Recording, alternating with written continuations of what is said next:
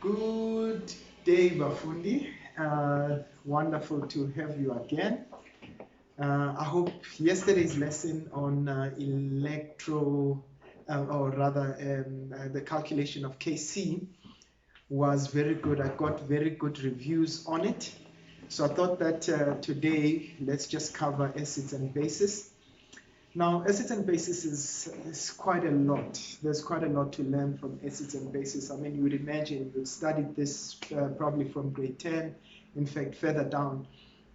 But what I want to do is to try and cover everything. What I'll try to do is just to do a past exam question. I'll tell you exactly where I sourced those questions so that you can download them for yourselves. So if you're ready, let's get to it. All right, so we're going to start with this question. You can see I downloaded it from a website called stenmorephysics.com.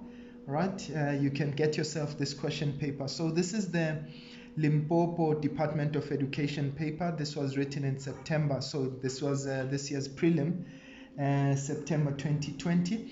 So I want to take this question and really try to cover it with you. So we'll answer some of the questions on here, and then all the other calculations we'll do it onto the to our sheet. Right, so they say Lena wants to determine the percentage of ethanoic acid, CH3COH in vinegar. All right, so you must remember vinegar contains ethanoic acid. Vinegar is not ethanoic acid, but it contains ethanoic acid. So they say the following apparatus was used. So you can see this is a titration setup. Okay, and now what we have there, they say name Q in the above diagram. So you can see that Q is our burette. Okay, so there you've got, it would be the solution of your sodium hydroxide there. It means your solution of acid would be in here. Now they say name the following indicators are available. So they give you indicators A, B, and C, right? And indicator A would be 3.1 to 4.4 for the range of colors. I mean for the range of calculations or pH ranges. Okay, and B is between 6 and 7.6, and C is 8.3 to 10. Now they want to know which one of the indicators A, B, or C above is most suited to indicate the exact endpoint of this titration. Now, how do you choose an indicator? So essentially, there are things that you need to remember in acids and bases. Now, for instance, you need to remember that you've got 3 strong acids. That would be hydrochloric acid, HCl, right? So your 3 strong acids would be HCl. This would be your HNO3 nitric acid or nitric acid, okay, and H2SO4, which is sulfuric acid. Any other acid is a weak acid, okay? So it means these ones ionize completely in solution, okay? So now, which acid are we given here? We are given ethanoic acid, which is vinegar. So that must be a weak acid, okay? But what are we going to titrate this weak acid with? We titrate it with sodium hydroxide. Now remember, when it comes to your bases, your sodium hydroxide, your potassium hydroxide should be very strong bases, okay? And those are the most popular ones, okay? Now, we're taking a strong base, which is sodium hydroxide, it's this one, okay, with a weak acid. So it means that the resulting salt or the resulting solution, okay, should be a basic one, okay? Right, so it should be a basic solution. It means that the base would be the one that dominates in this particular reaction. So it means which pH range would actually be around the basic ranges. You can see there, that would be C, isn't it? So it means that C would be most suited. And why is that? because this is a reaction between a strong base and a weak acid. So let's just take another scenario. Suppose you had a reaction between what? Between hydrochloric acid and sodium hydroxide. Okay, titration between those two. What would be the resulting salt be like? So you'd have a strong acid and a strong base. So it means that your resulting solution should be neutral. So it means that in that case you would have chosen B as your base. But in this particular solution, which one are we going to choose? We said we're going to choose C because it is the one that accommodates that type of titration. I hope that makes sense. Okay, right, now let's go to the next questions. All right, now what do they say to us? They say the learner adds 7.5 grams of commercial vinegar in 100 cubic centimeters of water. Now keep in mind, all right, keep in mind that vinegar contains ethanoic acid. It is not ethanoic acid by itself. So what we cannot do in this particular question is take that mass and use it as though it was the mass of ethanoic acid. Remember, this is the mass of the vinegar. So we can't use it in the typical chemistry way of finding either concentration or number of moles or whatever the case may be. Right, now what do they say to us?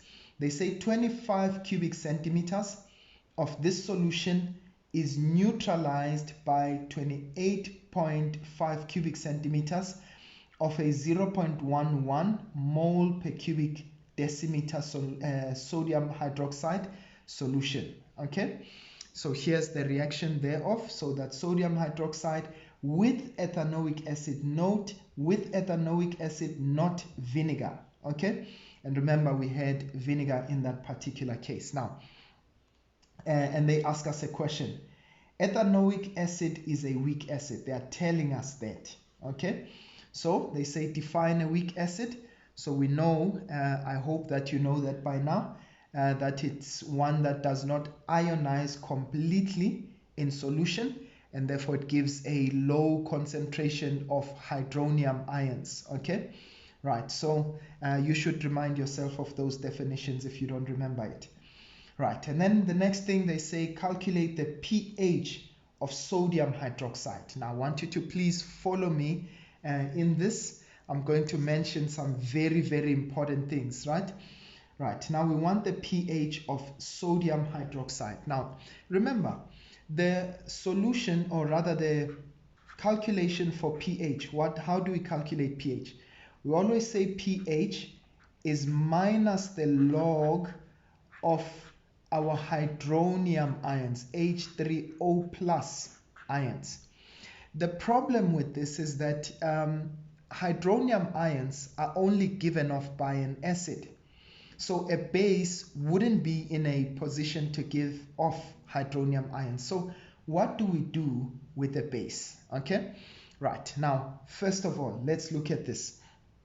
Is it possible for us to calculate the concentration of our base? Oh, by the way, we are given that concentration.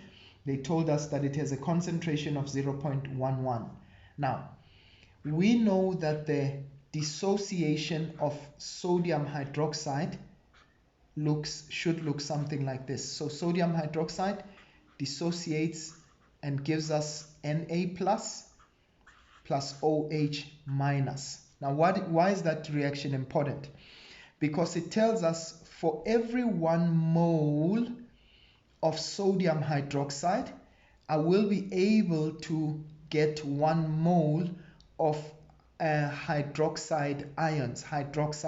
And please remember, hydroxide ions are not the same as hydronium, H3O plus ions. Okay, so now I know that for every 1 there's 1. So it means the concentration of sodium hydroxide, remember this happens in the same volume. That's why I can actually now translate this to concentration. So the concentration of sodium hydroxide should be equal to the concentration of hydroxide ions. Why? Because that's a 1-to-1 ratio. Okay, and so the concentration of hydroxide ions therefore should also be 0.11 moles per cubic decimeters. Okay, right, sorry, I just moved that a little bit. Okay, so that concentration should be 0.11 moles per cubic decimeter. Now I want to take you to something that you probably already have used before. Now when it comes to a base, you cannot calculate the pH of a base just using that the concentration of your hydroxide ions. It means for us to calculate pH, we must determine the concentration of what? Of hydronium ions. So how do we do that? Right, now there's this formula for the ionization constant of water. So it means that H3O plus, or the concentration of H3O plus multiplied by the concentration of OH minus, okay, should be 1 times 10 to the minus 14. That happens at 25 degrees. So if the examiner did not mention temperature, we will assume that this is taking place at 25 degrees, like it wasn't mentioned in this particular case. So now, what are we going to say? We're going to say Kw. Now, if this was an acid, it would have been easier because an acid gives off hydronium ions. So we would be able to determine the concentration of the acid. So what are we going to say? The ionization constant of water. So it's H3O plus multiplied by OH minus, that's hydroxide, the concentration of our hydroxide ions, is equal to 1 times 10 to the minus 14. Now, in this case, please remember, so we are looking for the concentration of H3O plus, okay, multiplied by the concentration of hydroxide ions we already have, that's 0.11, and this is equal to 1 times 10 to the minus 14. Now, please remember, so what do we do this time? We just want to calculate the concentration of a hydroxide ion, so I'm going to divide both sides by 0.11. Okay, that cancels that. Okay, so we've got H3O plus concentration. This should be equal to our calculator. Okay, there it is there. Okay, so this is 1 exponent minus 14, okay, divide by 0.11, 0.11, and that gives us, okay, I get a value of 9.09 times 10 minus 14. I'm supposed to write moles per cubic decimeter there, okay. Right, okay, but that's out of our shot. Okay, so now I've got the concentration of my hydronium ions. Can I now calculate pH? Absolutely. So now to calculate the pH of the base, I'm going to say this is minus the log of H3O plus. Okay, okay, that's minus log. And now what's the concentration? Please remember I said to you, when you square brackets denote concentration, but when I substitute that concentration, I'm going to just use round brackets. So that's going to be 9.09 times 10 minus 14. Okay, so I'm just going to say minus the log of our answer. Okay, and that gives me a value of 13.04. And please remember that pH does not have SI units. Now, what does this say to us? This definitely says to us it's a base. Remember that pH, anything that is above 7, that's a base. But the more it moves towards 14, it tells us that of the strength of the base. So this must be a very strong base. Okay, I hope that makes sense. Right, let's go to the next question. Okay, let me keep that in the short because I'm just going to cover it just now. All right, so if you need to pause and look at it again, you're more than welcome to do so. So I'm just going to move the paper over to the other side so that we can continue with the rest of the questions. Right, now they ask us a question. They say to us, calculate the number of moles of sodium hydroxide which are used, okay, to neutralize 25 cubic centimeters of the acid. Okay, so we want to find out the number of moles of sodium hydroxide. Remember, what are we given for the sodium hydroxide? We have the concentration, okay, but they also told us 25 25 cubic centimeters of the solution is neutralized by 28.5 cubic centimeters of A. So they gave us the volume and they gave us the concentration of sodium hydroxide. So we want to find out the number of moles. Now remember, we're going to say concentration, right? We're going to say concentration, that's number of moles divided by volume. What is our concentration value? That's 0.11, okay? And we want number of moles. What is our volume? Our volume is 28.5 cubic centimeters. Now please remember, we need to convert that into cubic decimeters. Remember yesterday, how did we say we do that? We said we divide by 1,000. So if I take 28.5, okay, divide by 1,000, you can do that yourself, okay, you'll see that gives you 0.0285, and so the number of moles, so all I'm going to do now is just cross multiply. This is over 1, okay, so if I cross multiply n times 1, that's n, that's number of moles, and 0.0285 times 0.11, and that gives us 0.003135. I don't know if you want to, okay, that's moles. Okay, so those are the number of moles. Remember, those are the number of moles of sodium hydroxide that were used. Okay, beautiful. Now let's go to the last question. They say calculate the percentage of ethanoic acid in the vinegar. Okay, now remember we said there is an amount of ethanoic acid in vinegar, right? Now, how much sodium hydroxide did we use in the reaction? You just calculated it.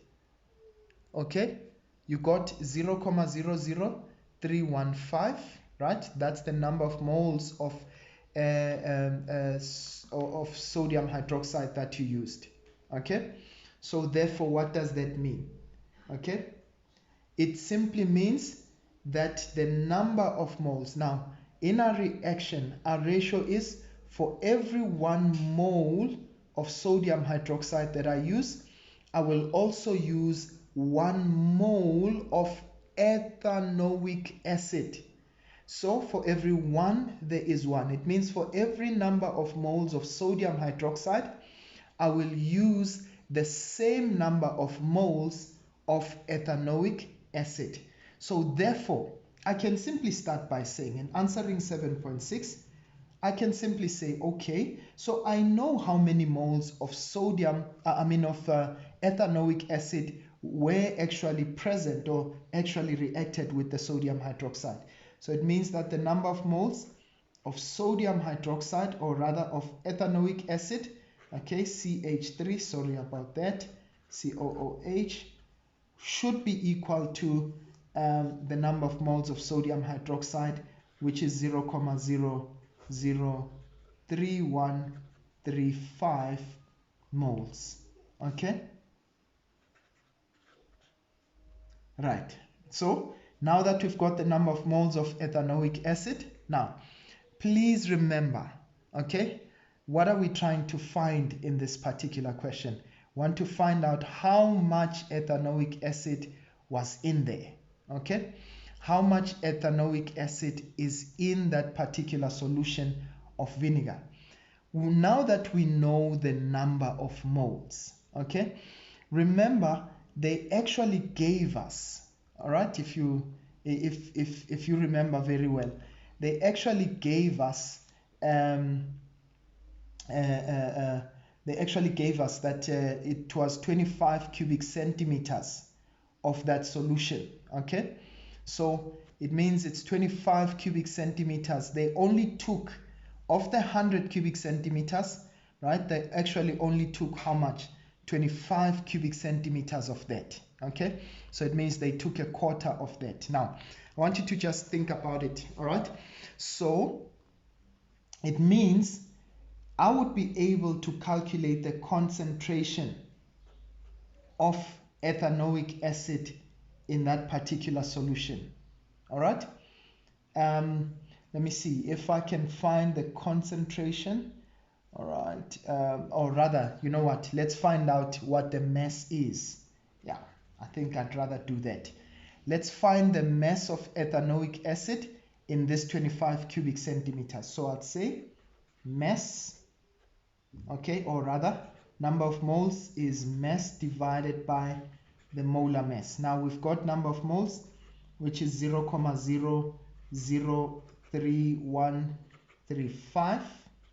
I want the mass of ethanoic acid that was present in that solution of ethanoic acid, of vinegar rather.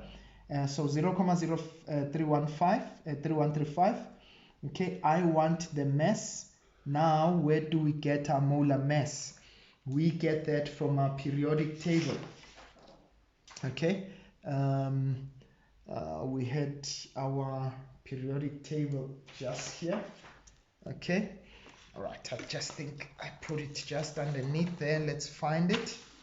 Okay, right, there's our periodic table. Right, so we're going for CH3. So that's C, which is 12. That's 3 hydrogens, which is 1. Okay, so 1 hydrogen, 1 carbon. If you just note, there are 2 carbons in ethanoic acid. Can you see that? There are 2 carbons, so I'm simply going to say the molar mass for carbon is 12. Okay, so that's going to be 12 multiplied by 2. Okay, and what else is there? We've got hydrogens, 3 hydrogens plus another one, which is 4. Okay, plus 4 times 1 plus another one, which is oxygen. You've got 2 oxygens there. This is 16 times 2. So what does that give us? Oh, sorry, I made a bit of a mess there. Right, so what does that give us? Let's calculate it quickly. So that's 0.0031. Okay, so I'm just simply cross multiplying that with that. So that's 0.003135 multiplied by, I'm simply going to put all of that in brackets. Okay, in a bracket. So 12 times 2 plus 4 times 1 plus 16 times 2. Okay, right, and what do we get there? I simply get a mass of 0.1881 grams. Now please, I want you to listen to me very carefully. All right, just going to move that periodic table out of the way. Now remember, we only took 25 cubic centimeters of the solution. But what was the total solution? What was the amount in total? It was 100 cubic centimeters. Okay, so how many 25s are there in 100? It's 4, right? So that's 25, that's 50, that's 75, and that's 100. So it means we only took a quarter, a fourth of that, and we find that in a quarter of a solution, this is the mass. Okay, so if in 25 you get 0.1881, how much would you get in 100? Okay, so we can do that calculation quickly. So if you get, if 25 cubic centimeters gives you 0.1881, okay, so in 100 cubic centimeters, how much would you have? Okay, now you can call it X if you want to. I'm sure some of you have figured it out already. That, I mean, if it's 25 as cubic centimeters to 100, that's 4 times. So it means that that mass should actually be 4 times the amount that we got there. So X, or the mass of ethanoic acid, should be 4 times that. So I just removed it, or let me just say 4 multiplied by the answer. Okay, so X should be 0.7524 grams. Okay, right, so it means that is the amount of ethanoic acid that was present in what? In the 100 cubic centimeters of water. Okay, now we want to get to the crux, or rather to answer the question at the end. They say, what percentage of ethanoic acid is there in vinegar? So this is the amount of ethanoic acid that was there, okay? But what was the total mass? The total mass that we were given is 7,5. That's the mass of vinegar. So all that we simply need to do to get the percentage, we'll simply say the percentage of ethanoic acid, okay, right, will simply be equal to, now please, I want you to note this, it will be the mass of ethanoic acid divided by the mass of vinegar. So that's the total mass that you have, right, multiplied by 100%. Okay, right, so what are we going to say? So that's going to be 0.7524 divided by 7.5 multiplied by 100. So you take that mass, okay, divided by 7.5, okay, multiplied by 100. That should give us our percentage, and our percentage should be 10%. So it means in that vinegar of ours, only 10% of it is actually ethanoic acid. I'm going to get that out of the shot so that you can see it. So please remember, what did we do? We first started by calculating the number of moles of ethanoic acid that reacted with the sodium hydroxide. We said because 1:1, so it means that the number of moles would be the same as the number of moles of vinegar. Okay, so if it was 1:2, we would have dealt with that. Okay, so it means the number of moles of ethanoic acid should be the same, because their ratios are the same, to the number of moles of sodium hydroxide. We started with that there, and then we calculated the mass of ethanoic acid that reacted with the sodium hydroxide using our periodic table there. We said number of moles, that's mass over molar mass, and then we got that molar mass for ethanoic acid, and then we found that that mass is 0.1881.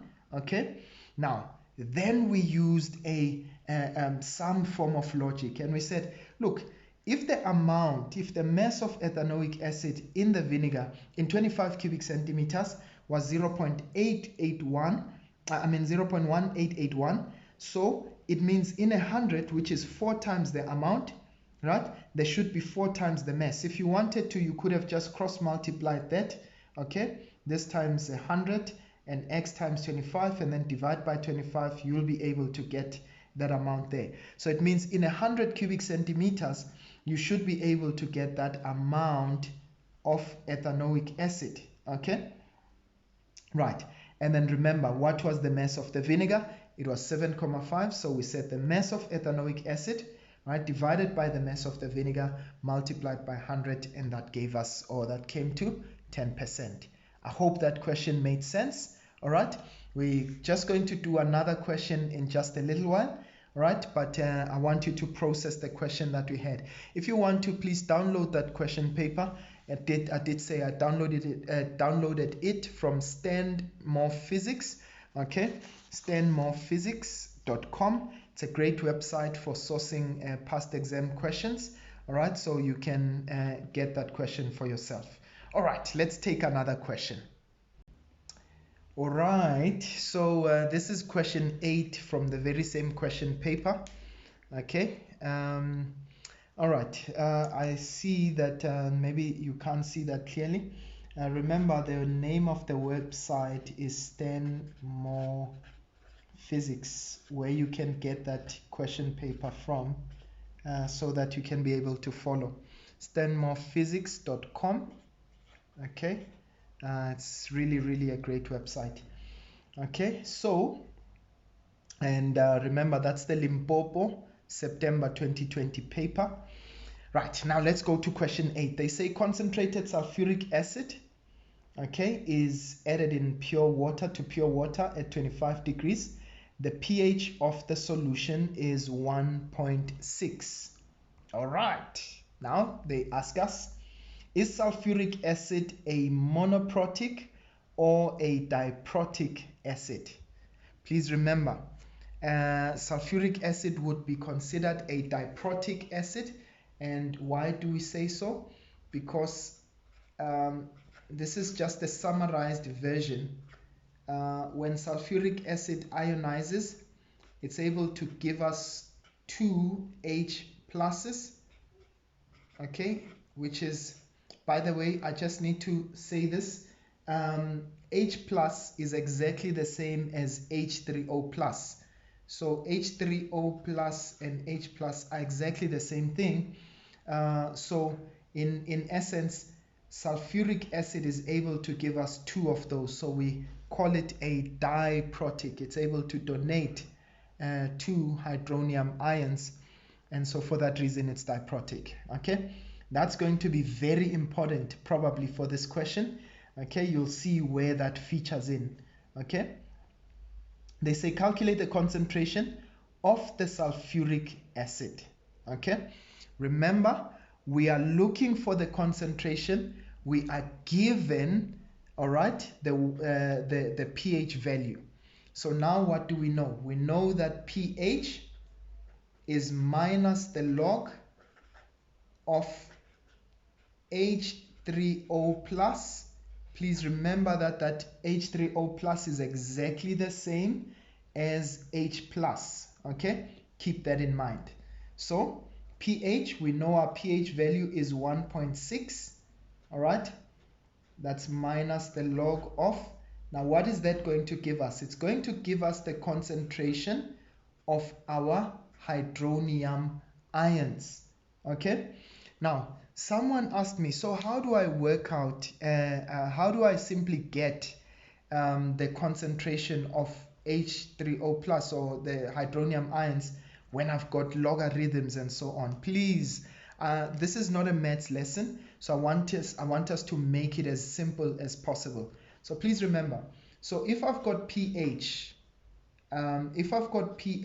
is minus the log of something, okay, if I want to get the concentration, so the concentration of the hydronium ions will always be 10 to the minus pH. Okay, please don't ask me how I got to that, just remember that, just know how to apply it. Okay, right, so it will be 10 to the minus pH. So it means in this case we're going to simply say H3O plus is equal to, as I said, now we're looking for the concentration, that's going to be base 10, okay, to the minus, okay, that minus, we got it there, 10 to the minus pH, so that's 10 to the minus 1.6.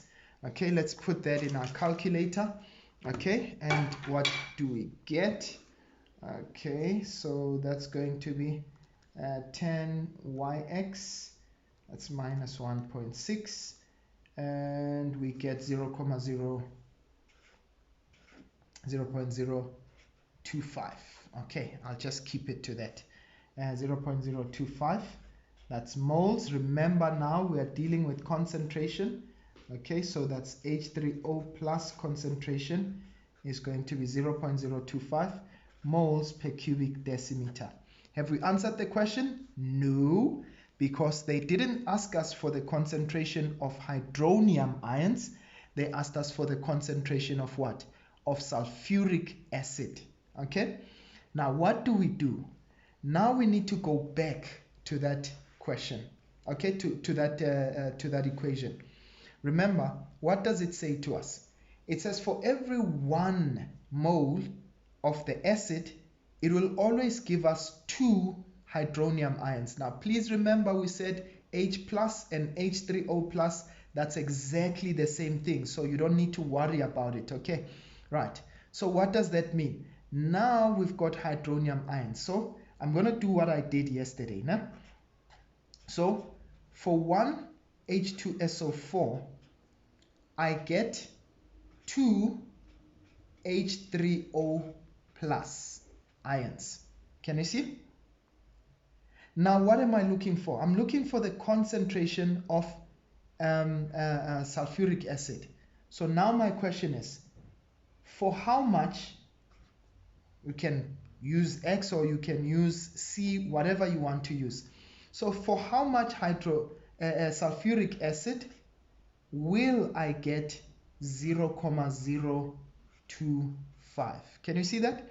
So I'm saying for every one of that, according to our equation, remember we'll get 2 of those H3O plus. So for how much? Because I'm looking for the concentration of sulfuric acid, will I get 0.025? That's the concentration of what? Of my hydronium ions. Okay, and remember, I can do this. Someone may say, but don't we use that when we've got number of moles?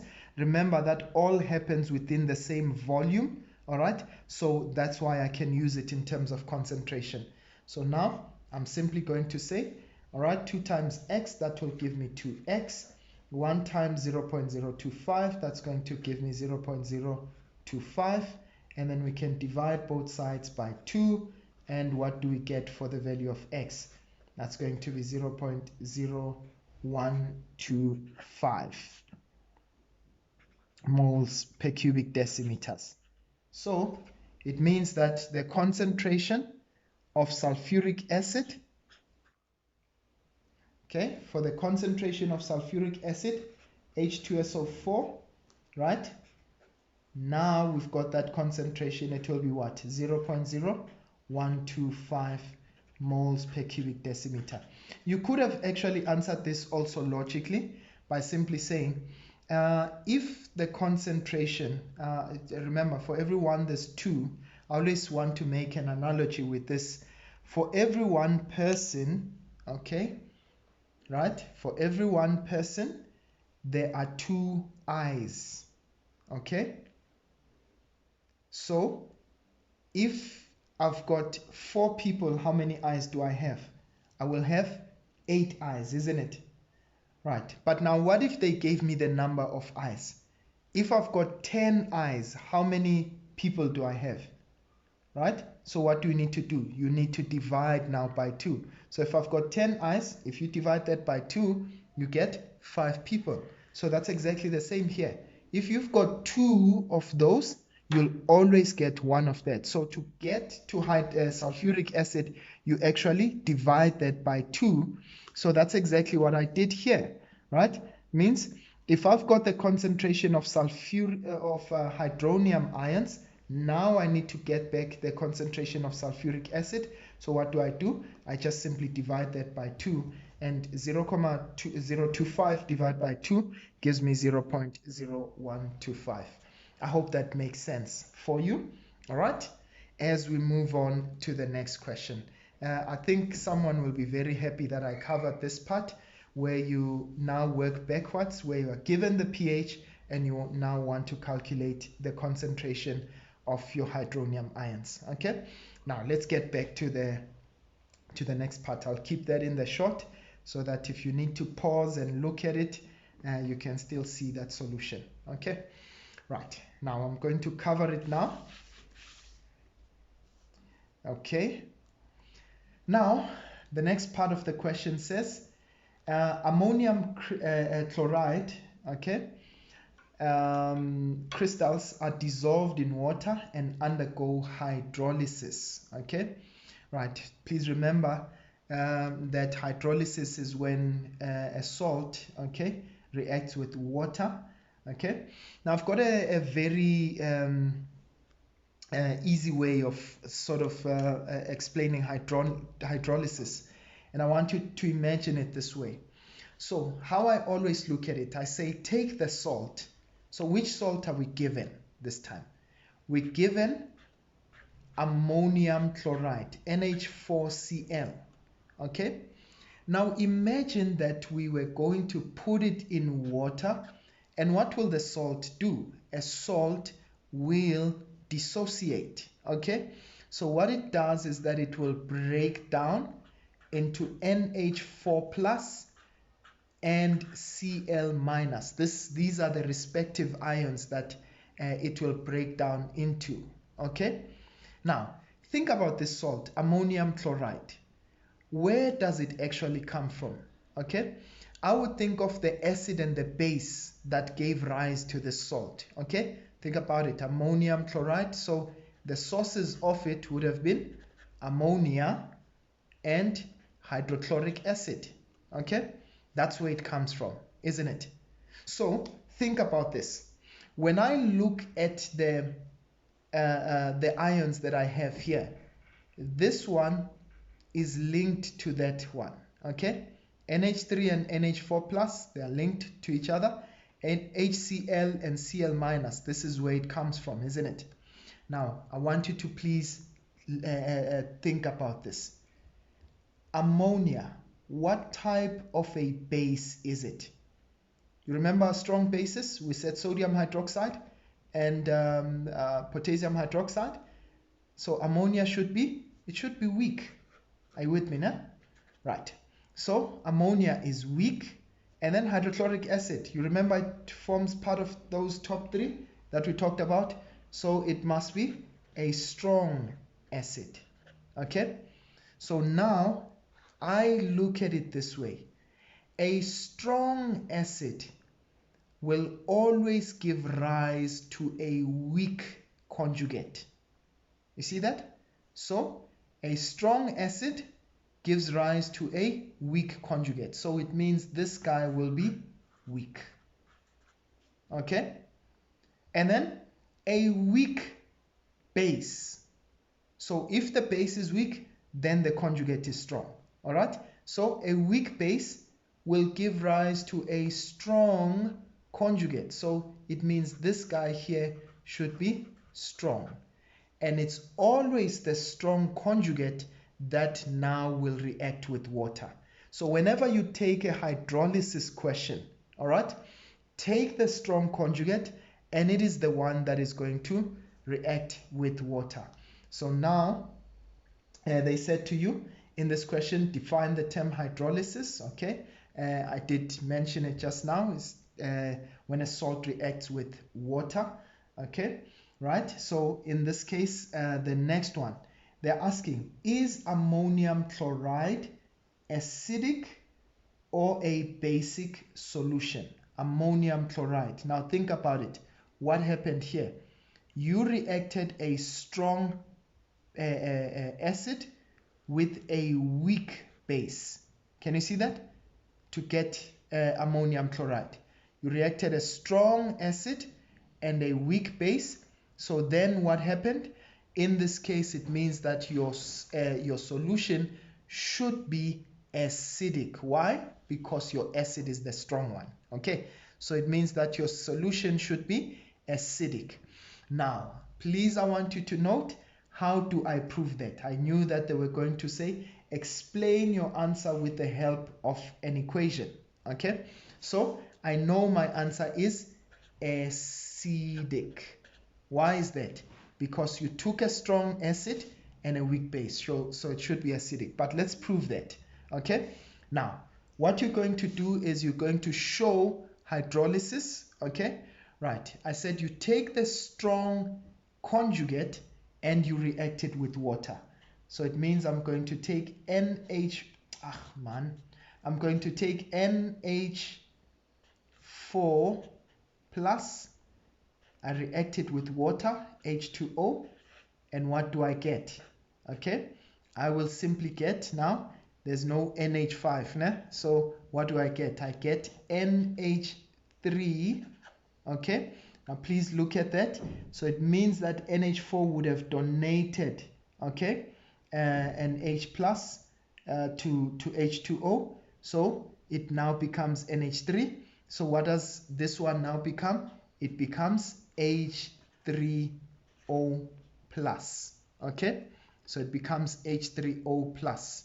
All right, so it simply means we took NH4, it reacts with H2O, that was the strong one in the reaction. Okay, reacted with H2O, we get NH3 and H3O plus. And look at this, now you've got H3O plus ions. Where do we get these ones from? We get them from the acid. So that proves that your solution is acidic. If it was basic, you'd see that you get something like OH minus ions. In fact, let me just make an example for you of that kind. So suppose we took CH3COOH. They gave you that one. Oh, by the way, we are done with that question. Okay, I just want to show you another example of hydrolysis. So suppose you've got CH3COOH, okay, right? Sorry, not CH3COH, rather sodium ethanoate. So CH3COONA. This is a salt, and they asked you whether this is acidic or basic. Okay, is this salt acidic or basic? So what would you have taken? You would have taken, where does this one come from? It comes from ethanoic acid, CH3COOH, and sodium usually comes from sodium hydroxide. So what did you take? You took a weak acid, okay, with a strong base. So what kind of a salt is that one? Okay, strong base, weak acid. So this must be a basic salt. I hope that makes sense, right? But if they say to you, okay, so prove that, how can we prove it? So I'm going to say, all right, let's do the very same thing that we did there. How does this guy break down? It becomes CH3COOH, COO minus, okay, plus Na plus. Sorry, I'm running out of space there, but I hope you can still see it. Okay, so, right, once again, it's a weak acid, right? So what does that tell us about that base? That conjugate? That's a strong conjugate. Can you see? It's a strong base. What does that tell us about that guy? That guy must be a weak conjugate. So all I'm simply going to do, take the strong conjugate, CH3COO minus plus H2O, and what does that give me? It gives me CH3COOH. Okay, now it means that H2O would have donated an H plus here, and then it becomes CH3COOH plus OH minus. Can you see? And OH minus, where do we get those from? Hydroxide ions tell us that this should be a basic solution, whereas in that one it was acidic. And how do we see that? We see that with the presence of the hydronium ions. I hope that makes sense, ladies and gents. All right, we're just going to cover one more question on acids and bases, and then I think that will kind of help quite a lot. Okay,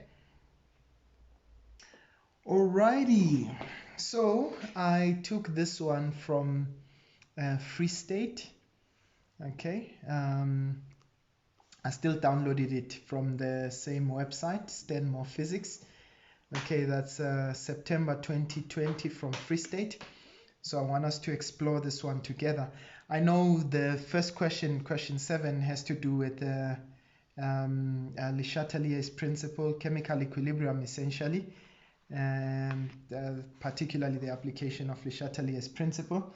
But we're going to focus on question 8, so I'm going to just put it there. All right. Now that has to do with acids and bases. Right, let's do this one together. Right, now they say sulfuric acid, H2SO4, ionizes in 2 steps. Okay, the first step in the ionization is represented by the following incomplete equation. Okay, so that's the first step thereof. Okay, and then they say, okay, so firstly, maybe let me do this. Let me just show you what do they mean when they say it ionizes in 2 steps. Remember in the previous question we did say that it is a diprotic acid, right? So what happens with sulfuric acid is that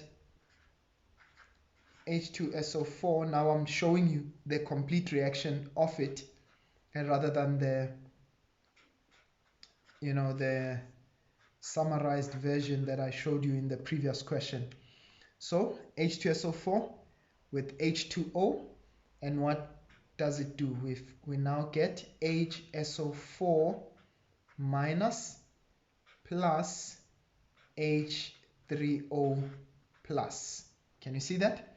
So by the way, just to point you to something there, the examiner might ask you to show what are the acid-base conjugate pairs, right? So according to the Lowry-Bronsted theory, remember that an acid is a proton donor, or you can say it's a substance that donates hydronium ions, isn't it?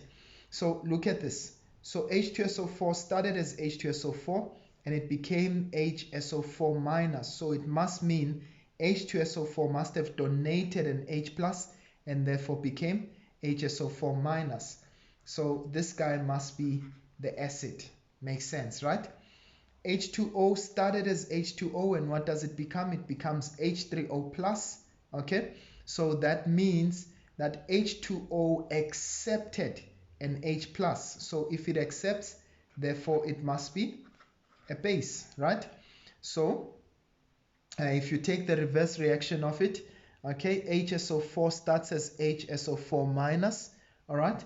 And what does it become when it gets to the other side? It becomes H2SO4. So what happened to HSO4 minus to become H2SO4? It must have accepted an H plus, so this guy is the base here. And obviously H3O starts as H3O plus on this side and it becomes H2O on the other side. So it must have donated an H plus. H3O plus must have donated an H plus, so therefore it is the acid. Okay, so whenever you take acid-base conjugate pairs, you always take the acid on the one side and you always pair it with the base on the other side of the equation. So this acid here, you pair it with this base here. So which ones are the acid-base conjugate pairs? By the way, I'm not answering that question. I'm coming to that. So our acid-base conjugate pairs are going to be H2SO4, right, and HSO4 minus. Now, rule of thumb is that whenever you are looking for an acid-base conjugate pair, you will always take the ones that look similar in the reaction, and the only difference between them is just one H plus. Look at this. Do they not look similar? They do, right? And what's the difference between them? It's just the one H plus. All right, look at that. H3O plus and H2O. Can you see? Do they not look similar? They do, right? And what's the difference between them? It's just the H plus. So whether they ask you that on multiple choice, just remember that is how you choose an acid-base conjugate pair, right? Now let's get to the crux of the question. I was just showing you. So this is the first ionization step of H2SO4, right? So H2SO4 becomes HSO4 minus, and then now HSO4 minus, and I want to show you something about that, can still react and form SO4. Now it gives away the H plus, SO4 2 minus plus H3O plus. Now, if you take these two reactions, okay, sorry, HSO4 minus, okay, if we take the net reaction for this, you'll realize that what you'll get is H, okay, so this and that will cancel out because they are on two different sides, okay, so you end up with H2SO4, so this would be the net of all of that, H2SO4 plus you've got 2H2O, okay, this will give us, now remember this and that have cancelled, so you've got now SO4 2 minus plus, do you see this and that, you've got 2H3O plus. Now if you remember, I had given you previously in the last example, I said HSO4, if we break it down, gives us 2H plus, okay, plus SO4 2 minus. So this is a summarized version, if you want to put it that way.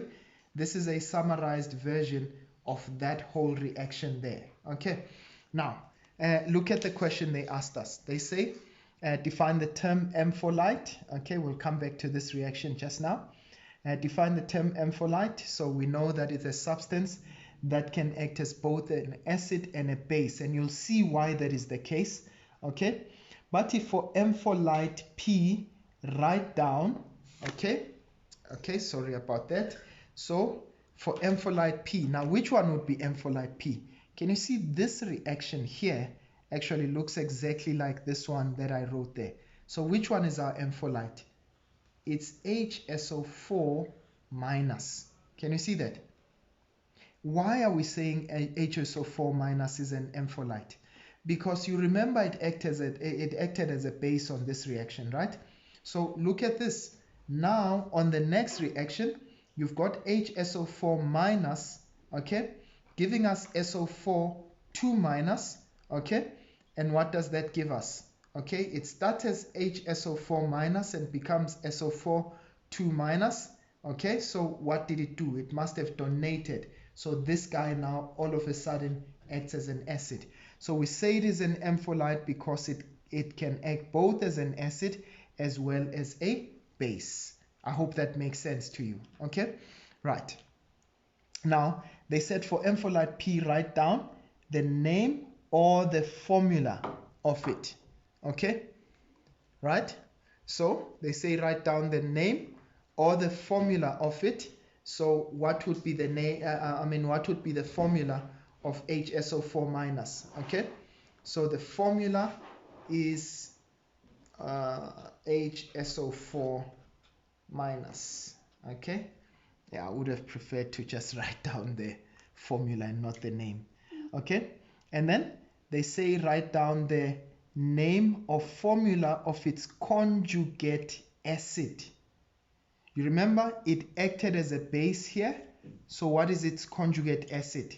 Its conjugate acid is sulfuric acid. I would still prefer, so that's A, I would still prefer to write the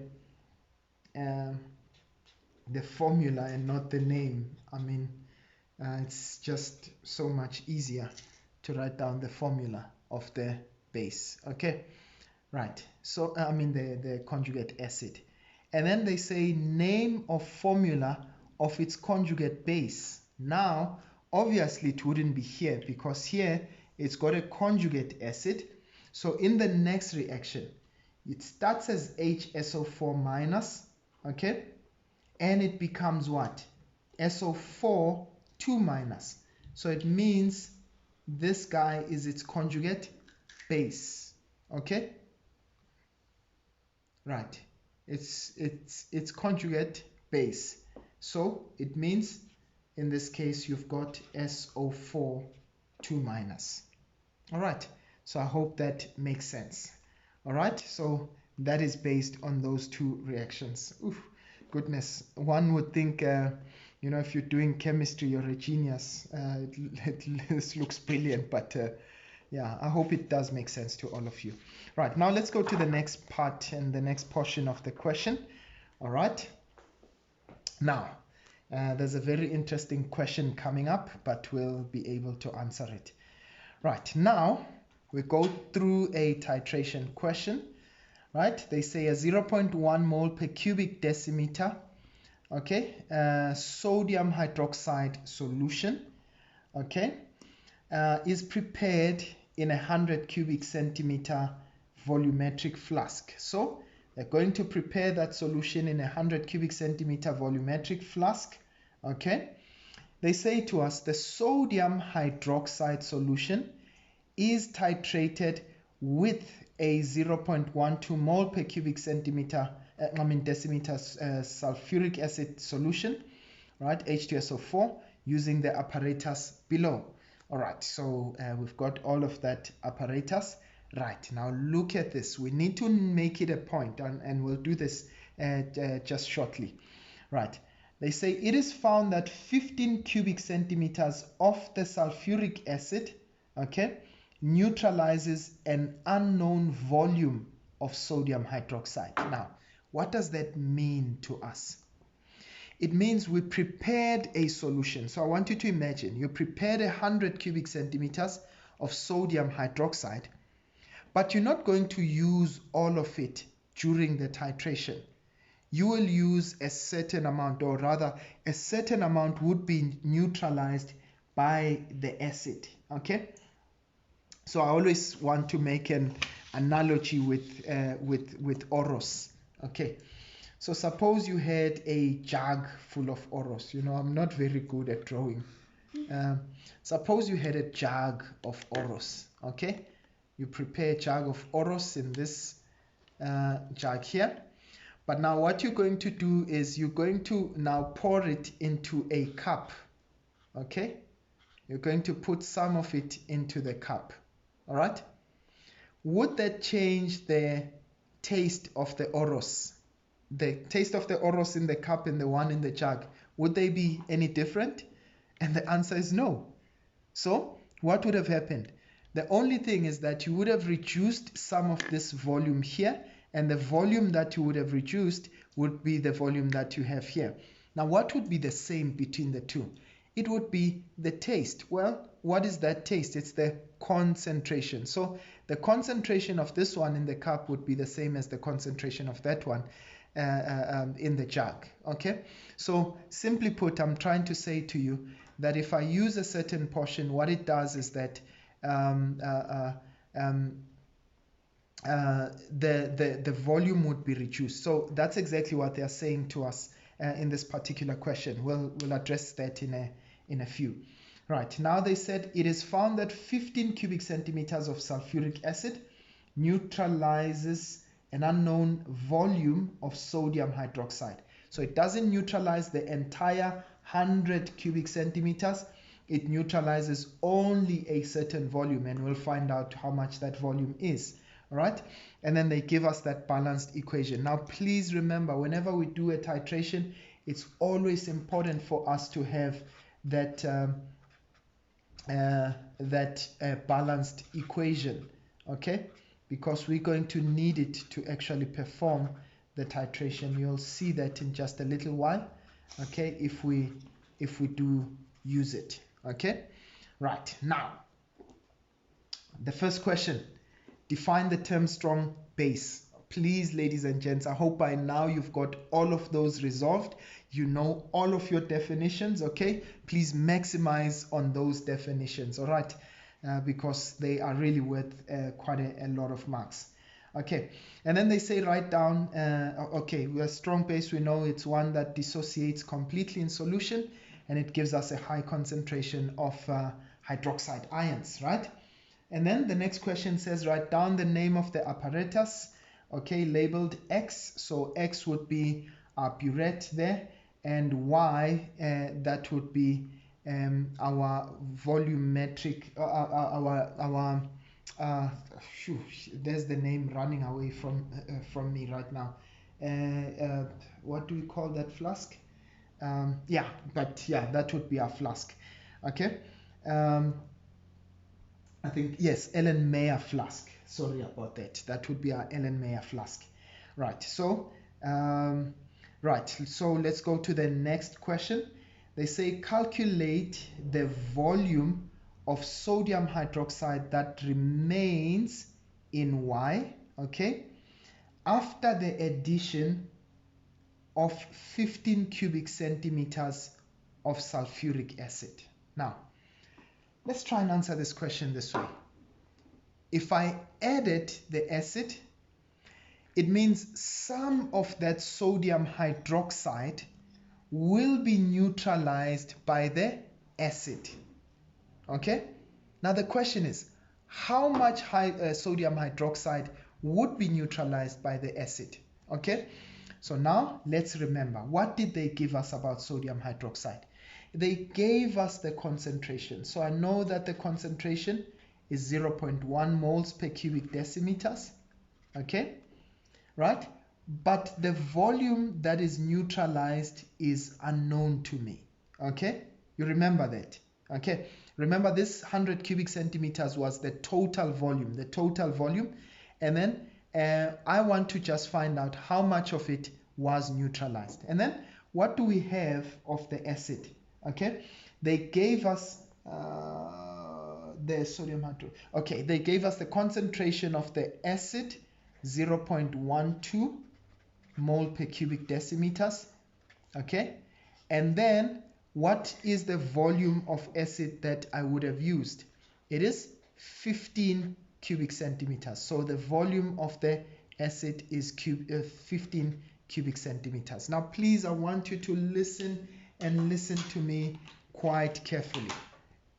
So for a titration, okay, sorry if I disturbed that camera, right? So for a titration, we use the formula CAVA over CBVB, which is equals to NA over NB. Okay, right. Now, if you decided to call your, some say concentration of the acid, volume of the acid, and that denotes base, it really doesn't matter. Okay, if you decided to call this one A, that one B, it really doesn't matter. Okay, if you want me to still remain with that, I'll say that is B, the base, and that one is the acid. So it means I know the concentration of the acid, I know the volume of the acid, isn't it? So I substitute 0.12 multiplied by. Now, this is the only place, by the way, you can leave your volumes in cubic centimeters when you use this one, only on condition that both volumes would be in cubic centimeters. So there's absolutely no need because to convert rather, because the ratios are the same. Okay, so you've got 0.12 times 15, so I'm going to leave it unconverted. If you still prefer to convert, not a problem. You can say 15 divided by 1000, that will give you 0.015. Okay, divided by, what's the concentration of my base? That's 0.1, but we don't know what would be the volume that would be titrated. You remember that, né? Right? So, and then where do we get the Na value? Now, the Na value is the coefficient. We chose A to be the acid. What's the coefficient in that balanced reaction? It's 1. And what's the coefficient in that for B? The coefficient is 2. Now, if you had 1:1, so that would be 1/1. Okay, so all that we need to do now is to do a cross multiplication. So we'll say 0.1 VB times 1. That will still give us 0.1 VB. Okay, so this would be 2 times 15 times 0.12. So that's 0.12 times 15 times 2. So that would give me 3.6. and all I need to do is divide both sides by 0.1. Okay, and what does that give me? That would give me VB is equals to 36 cubic centimeters. Now, ladies and gents, please listen carefully. So what this means to us is that of the 100 cubic centimeters that was prepared, okay, when it reacted with the acid, only 36 cubic centimeters would have been neutralized by the acid. I hope that makes sense to you. Okay, but now remember the question. What did they say to us?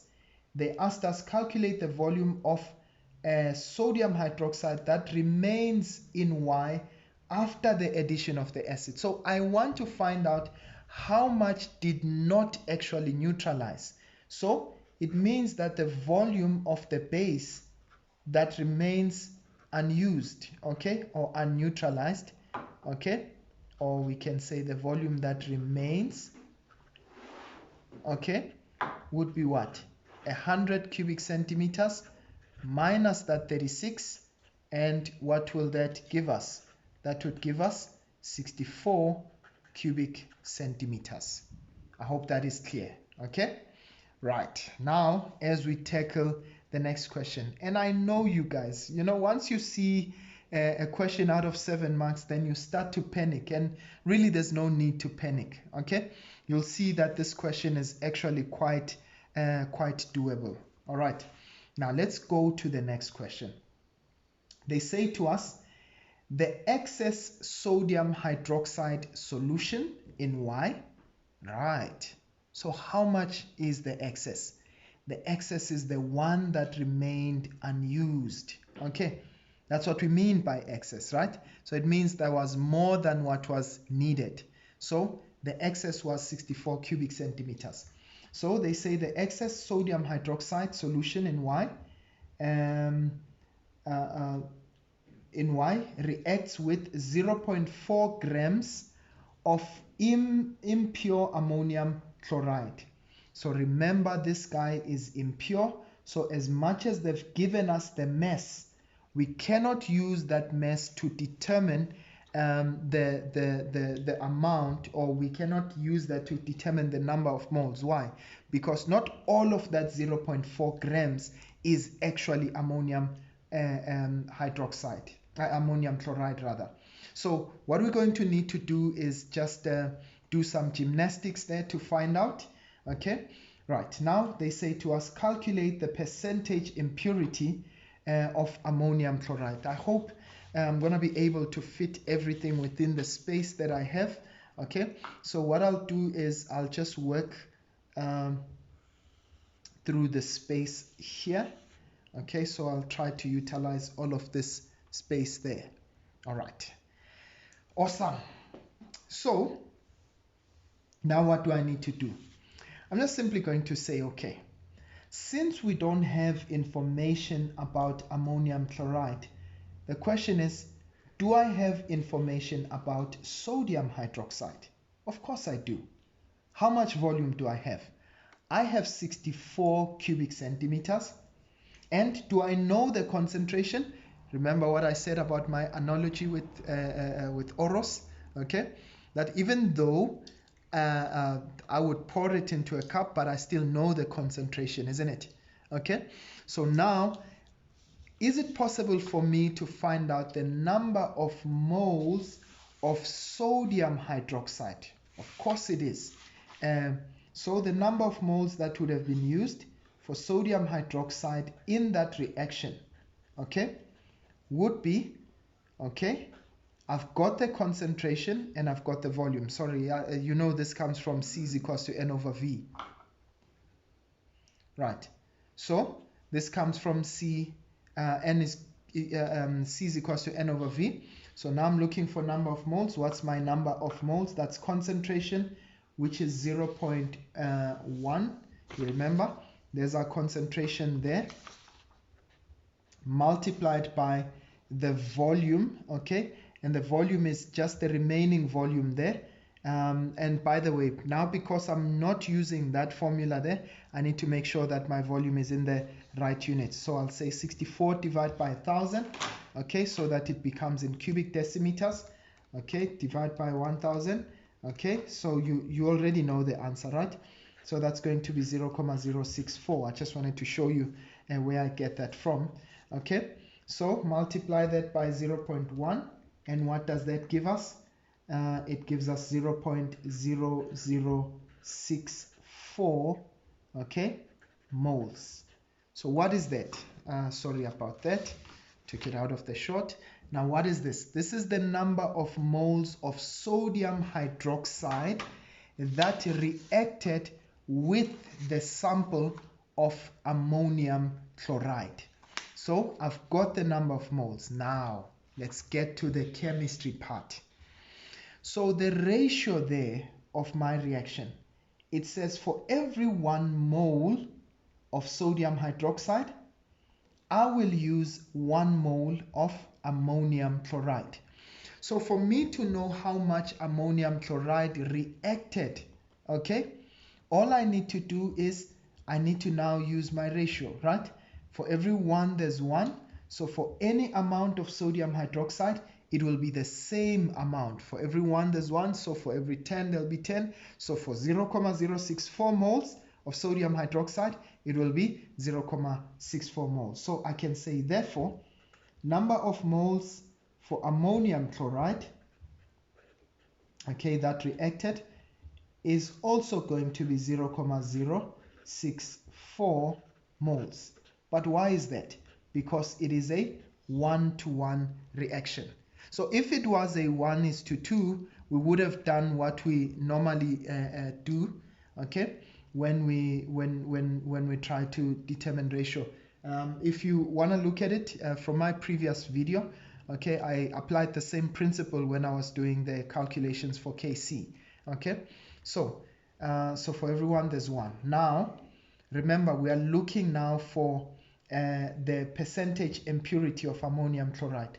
So now that I know the amount of ammonium chloride that reacted, is it possible for me to get the mass?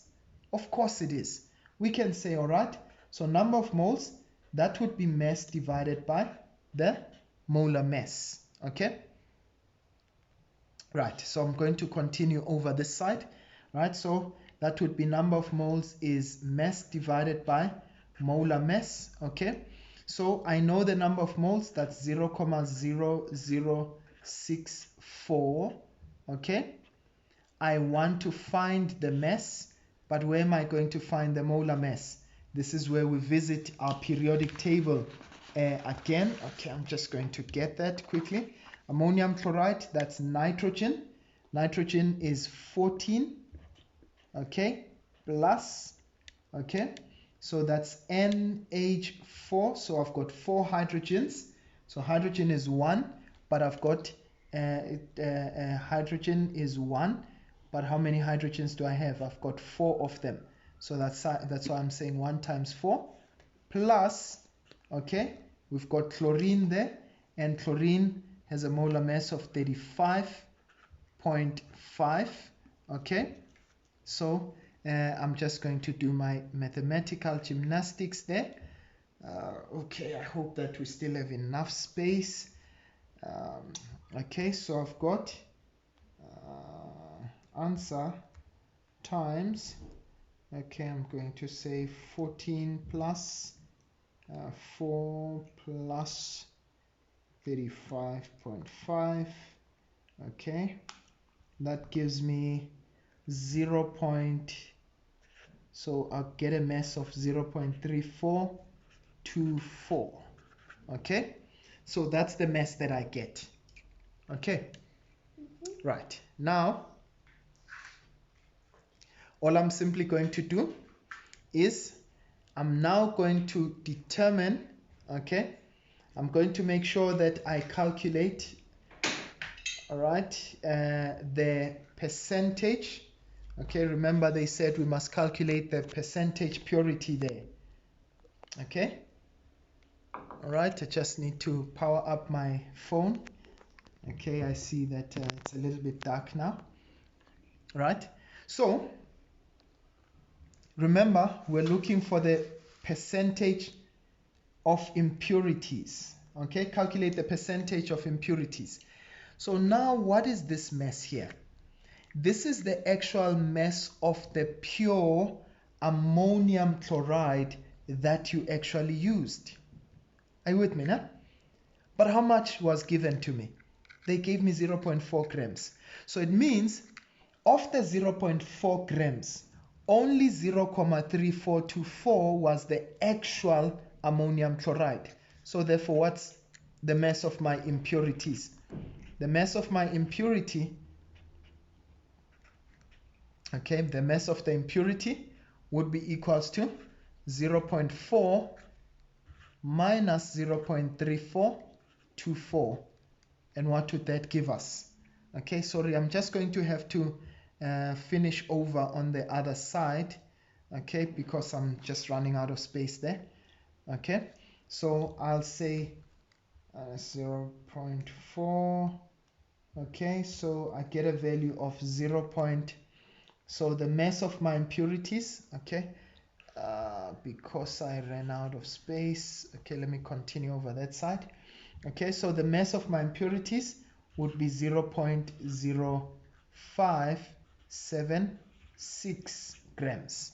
Okay, so now that's the mass of the impurities. So of the 0.076, now we calculate the percentage. So all you say is percentage impurity. Okay, what will it be? It will be the mass of the impurities divided by the mass of the total mass. Okay, so I'll say the mass in total, okay, and you multiply that by 100.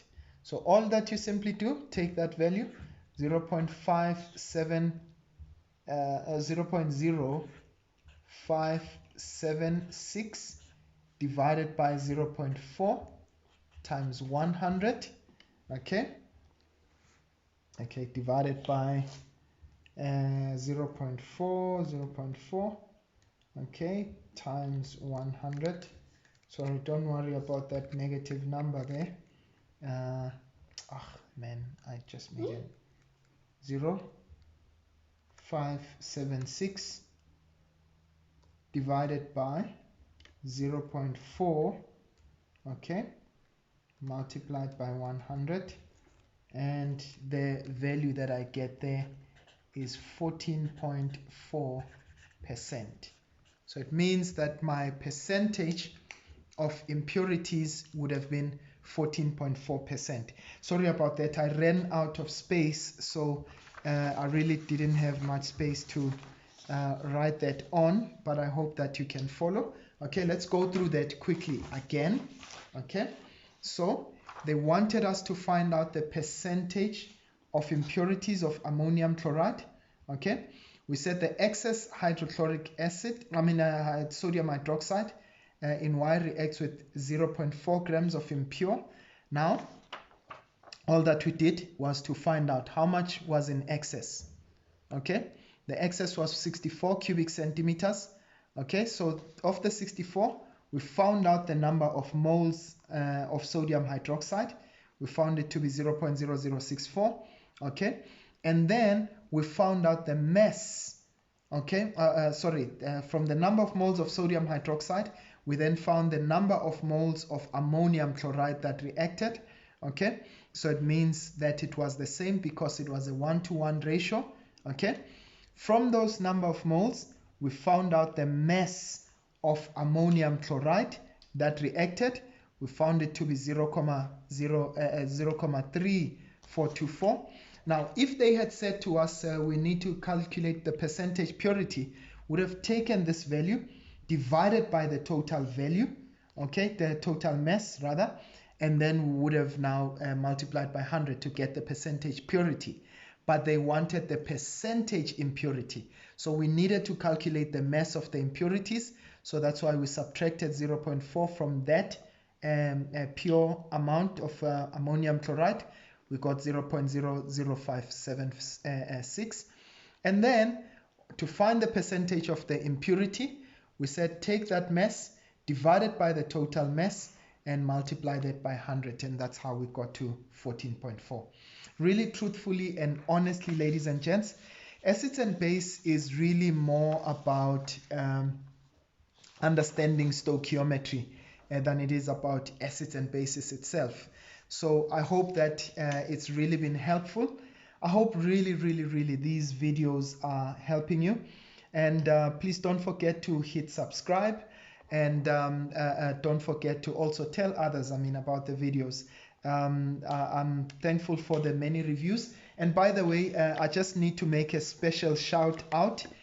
Both these questions, one of my students, Tsepang, actually reminded me about these questions because we had done them in class, and she thought they would really be helpful for us to try and explain acids and bases.